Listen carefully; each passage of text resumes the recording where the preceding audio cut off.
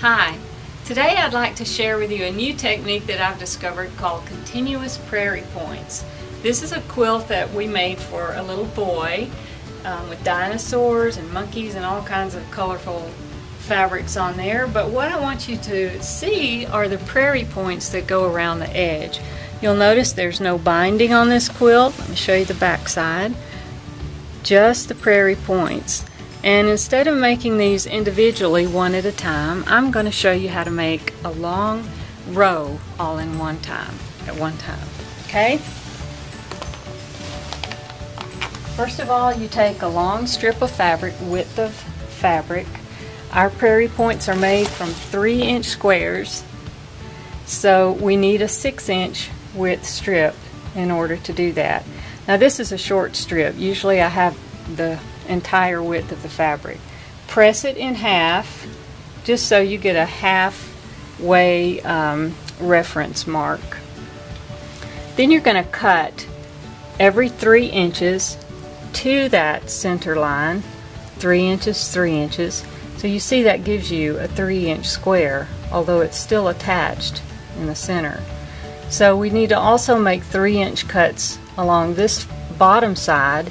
But before we do, we want to cut away 1.5 inch and just discard that, because we want to offset this square with these two squares. So cut away 1.5 inch, then make 3-inch cut, 3-inch cut, 3-inch cut, and so forth. When you get to the other end, you're going to have another little piece to cut away. Then take it to your ironing board, and the rest of your work will be done on the ironing board. You take each piece and fold it down like that and press it.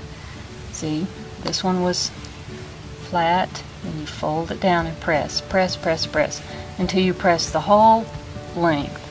Then you take a product called Quilter's Basting Glue and you put a little dot of Quilter's Basting Glue on each outside tip. And while you're still at the ironing board, you want to fold this down like that in place and touch it with the tip of your iron to keep that little tip there, and also crease it right there. And do that the whole entire length of the strip, and then you're going to wind up with a strip that looks like this. Then you simply, still at your ironing board, press them all over like this down the entire length of your strip, and your strip will look like this. Spray it with a little spray starch to get this edge nice and crisp, and then stitch away from the edge about 1/8 of an inch just to baste it and hold it in place. And you can do that the whole entire width and have a 40-inch long strip like this one along the top here. This is the way you orient your prairie points to sew between 2 layers of fabric, your quilt top and your quilt back. This is what your corner should look like. So, let me take this out and show you. See, you want to butt that one to that one, and then you would pin it in place all the way around your quilt, and then sew right sides together, and this is facing inside, and then turn it right side out, and you have your prairie points on the outside edge of your quilt. Now let me give you this little tip. You know, sometimes prairie points, these will all be from one fabric, these will be from another. You can do that with this method too.